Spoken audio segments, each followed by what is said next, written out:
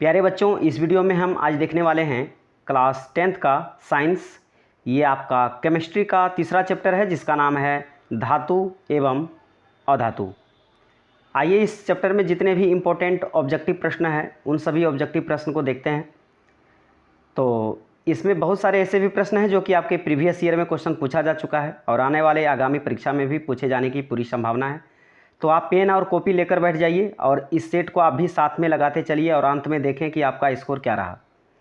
तो चलिए, पहला प्रश्न जैसा कि आपके सामने है, विद्युत अपघटनी परिष्करण में अशुद्ध धातु को बनाया जाता है। ऑप्शन आपके सामने है एनोड, कैथोड, अपघटय, इनमें से सभी। हम आपको थोड़ा सा समय देते हैं सोचने के लिए, आप भी इसका आंसर सोचें और सेट साथ में लगाते चलें। चलिए, तो देखिए इसका करेक्ट आंसर होगा ऑप्शन ए एनोड। अब आते हैं अगले प्रश्नों पे। अगला प्रश्न आपके सामने है कि निम्नलिखित में कौन सबसे अधिक अभिक्रियाशील धातु है। ऑप्शन आपके सामने है, आप ऑप्शन को पढ़ें और आंसर देने का प्रयास करें। थोड़ा सा मैं वक्त देता हूं आपको। चलिए, तो देखिए इसका करेक्ट आंसर होगा ऑप्शन सी Na। चलिए आते हैं अगले प्रश्नों पे। अगला प्रश्न आपके सामने है कि किस रासायनिक यौगिक को गर्म करने पर प्लास्टर ऑफ पेरिस प्राप्त किया जाता है। ऑप्शन आपके सामने है, ऑप्शन को ध्यानपूर्वक पढ़ें और आंसर देने का प्रयास करें। तो देखिए इसका करेक्ट आंसर होगा ऑप्शन बी जिप्सम। आइए देखते हैं अगले प्रश्नों को। अगला प्रश्न आपके सामने है कि लोहा एवं इस्पात को जंग से सुरक्षित रखने के लिए उन पर किस धातु की पतली परत चढ़ाई जाती है। ऑप्शन आपके सामने है। तो आइए देखिए इसका करेक्ट आंसर होगा ऑप्शन डी जिंक। अब देखते हैं अगला प्रश्न। अगला प्रश्न आपके सामने है कि बॉक्साइड निम्नलिखित में किस धातु का अयस्क है। ऑप्शन आपके सामने है। तो देखिए इसका करेक्ट आंसर होगा ऑप्शन सी एल्युमिनियम। आइए अब देखते हैं अगले प्रश्नों को। अगला प्रश्न आपके सामने है कि धातुओं की प्रकृति होती है, धातुओं की प्रकृति होती है। ऑप्शन आपके सामने है। ध्यानपूर्वक से पहले आप ऑप्शन को पढ़ें और उसके बाद आंसर देने का प्रयास करें। चलिए, तो देखिए इसका करेक्ट आंसर होगा ऑप्शन ए विद्युत धनात्मक। अब आते हैं अगले प्रश्नों पे। अगला प्रश्न आपके सामने है कि ग्रेफाइट होता है। ऑप्शन आपके सामने है। चलिए, तो देखिए इसका करेक्ट आंसर होगा ऑप्शन बी यानी कि विद्युत का सुचालक। अब आते हैं अगले प्रश्नों पे। अगला प्रश्न आपके सामने है कि पीतल है, पीतल है। 4 ऑप्शन दिए गए हैं, आंसर देने का प्रयास करें। चलिए, तो देखिए इसका करेक्ट आंसर होगा ऑप्शन सी मिश्र धातु। पीतल क्या है? एक मिश्र धातु है। आते हैं अगले प्रश्नों पे कि निम्नलिखित में कौन उपधातु है। ऑप्शन आपके सामने है। तो देखिए इसका करेक्ट आंसर होगा ऑप्शन डी Sb। चलिए अब अगला प्रश्न देखते हैं। अगला प्रश्न आपके सामने है कि कौन सा अधातु कमरे के ताप पर द्रव्य होता है। ऑप्शन आपके सामने है।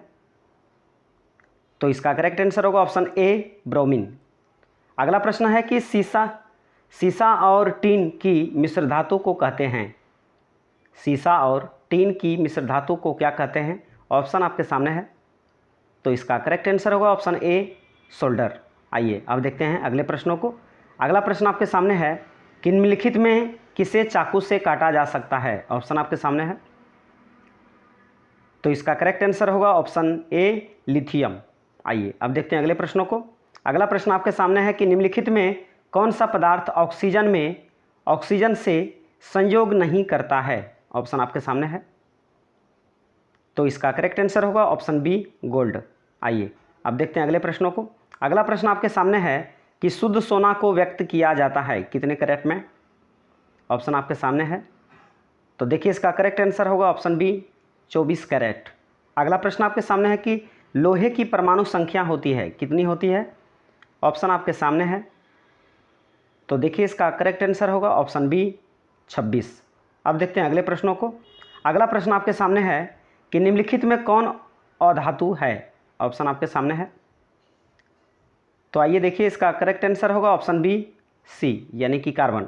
आइए अगला प्रश्न आपके सामने है कि लोहे को जिंक से लेपित करने की क्रिया को क्या कहते हैं। ऑप्शन आपके सामने है। तो इसका करेक्ट आंसर होगा ऑप्शन बी गैल्वेनीकरण। चलिए अब देखते हैं अगले प्रश्नों को। अगला प्रश्न आपके सामने है कि सबसे कठोर प्राकृतिक पदार्थ है, सबसे कठोर प्राकृतिक पदार्थ है, कौन सा है? चलिए तो देखिए इसका करेक्ट आंसर होगा ऑप्शन डी, हीरा। हीरा को हम लोग कठोर प्राकृतिक पदार्थ कहते हैं।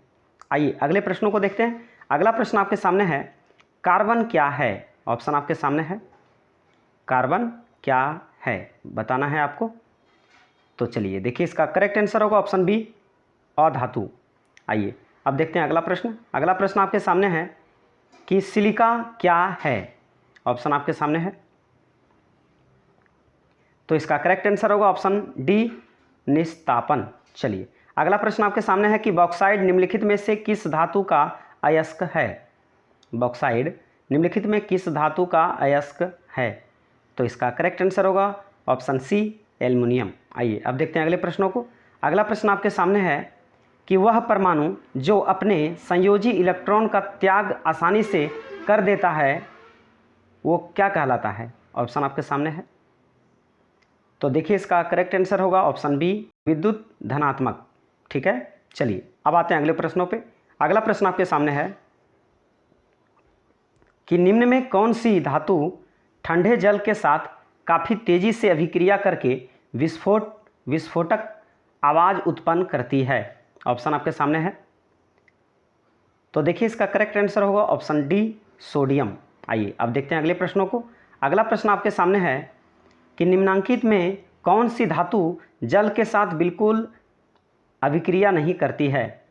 ऑप्शन आपके सामने है, तो इसका करेक्ट आंसर होगा ऑप्शन सी, चांदी। आइए अब देखते हैं अगले प्रश्नों को कि कमरे के ताप पर द्रव अवस्था में रहने वाली धातु है? ऑप्शन आपके सामने है, तो इसका करेक्ट आंसर होगा ऑप्शन ए, पारा। आइए अब देखते हैं अगले प्रश्नों को। अगला प्रश्न आपके सामने है कि एल्युमिनियम पर उसके ऑक्साइड की मोटी परत बनाने की प्रक्रिया को कहते हैं, क्या कहते हैं? ऑप्शन आपके सामने है, तो इसका करेक्ट आंसर होगा ऑप्शन ए, एनोडीकरण। चलिए एनोडीकरण। अगला प्रश्न आपके सामने है कि मुक्त अवस्था में पाई जाने वाली धातु है? ऑप्शन आपके सामने है, तो इसका करेक्ट आंसर होगा ऑप्शन सी, सोना। आइए अब देखते हैं अगले प्रश्नों को।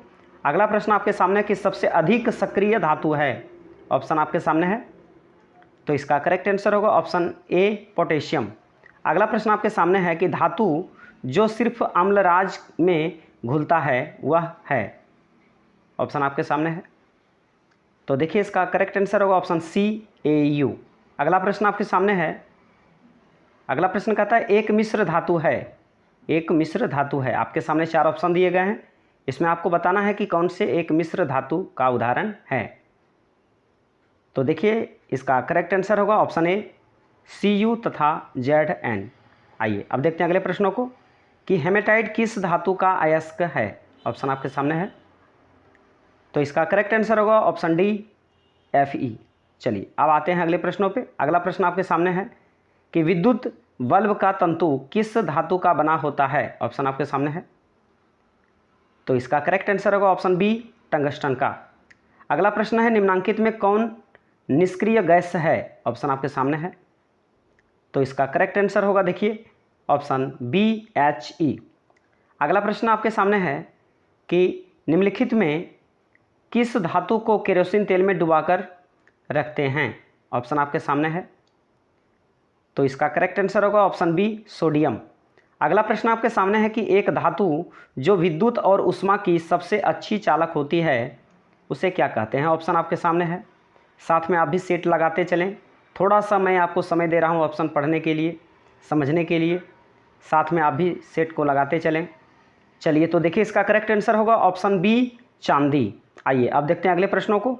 अगला प्रश्न आपके सामने है कि एक धातु जो विद्युत और ऊष्मा की सुचालक है उसे क्या कहते हैं?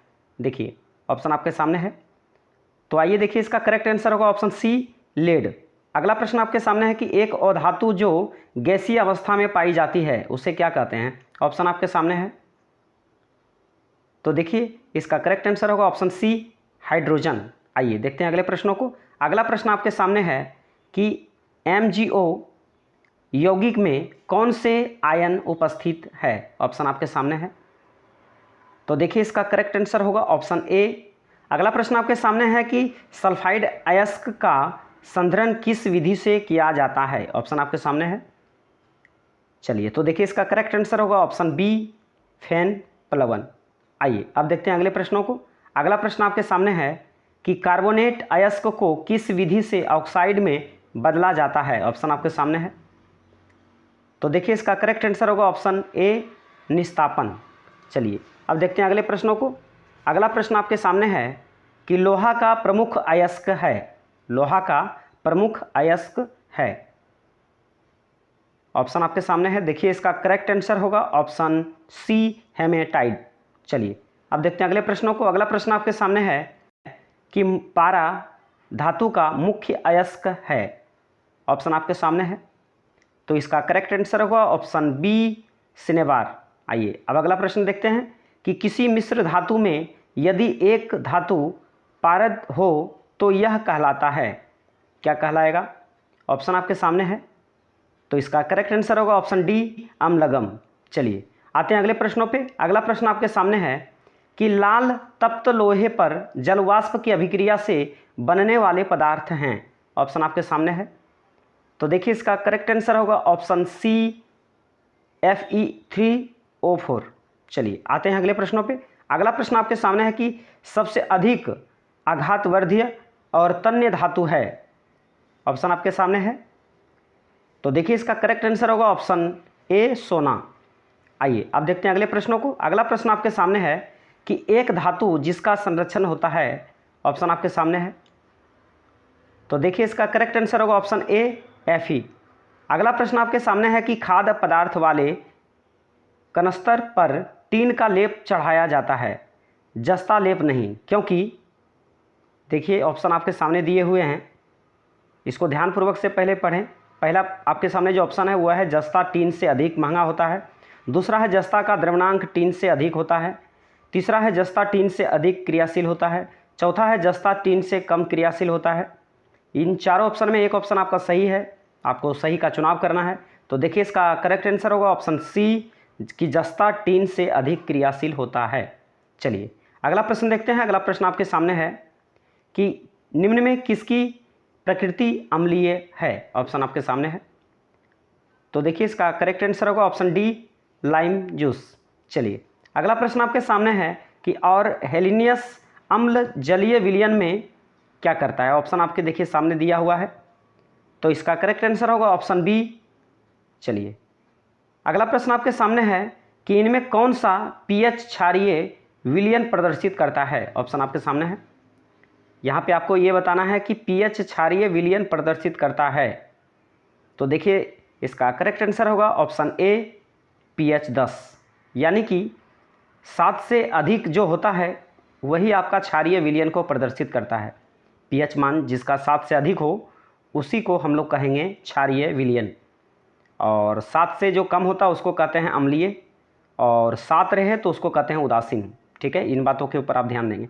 तो ऑप्शन के अकॉर्डिंग आपका क्या होने वाला है, यहाँ पे ये जो pH 1 है ये तो आपका अम्लीय हो जाएगा, pH 5 है यहाँ पे ये भी हो जाएगा आपका अम्लीय, ये जो pH 7 है ये तो आपका उदासीन होगा। लेकिन क्षारीय पूछा है आपको, तो क्षारीय जो होता है वो pH 7 से अधिक होता है, यानी कि आपका करेक्ट आंसर होगा ऑप्शन ए, यानी pH 10। चलिए तो प्यारे बच्चों, यहाँ पे ये चैप्टर से जितने भी इंपॉर्टेंट ऑब्जेक्टिव क्वेश्चन था ये यहाँ पे समाप्त होता है। ये आपको टेस्ट सीरीज कैसा लगा आप कमेंट कर जरूर बताएं। इस चैप्टर से जितने भी VVI ऑब्जेक्टिव प्रश्न था मैंने सभी ऑब्जेक्टिव क्वेश्चन को मैंने इस वीडियो में आपके लिए लेकर आया। तो ये वीडियो आपको कैसा लगा आप जरूर कमेंट कर बताएं, और जितना ज़्यादा से ज़्यादा हो सके इस वीडियो को शेयर करें, और हमारे इस चैनल पर नए हैं तो चैनल को जरूर सब्सक्राइब कर दें और बेल आइकन दबाना ना भूलें। तो चलिए मैं फिर मिलता हूँ नेक्स्ट वीडियो में, तब तक के लिए जय हिंद, जय भारत, वंदे मातरम।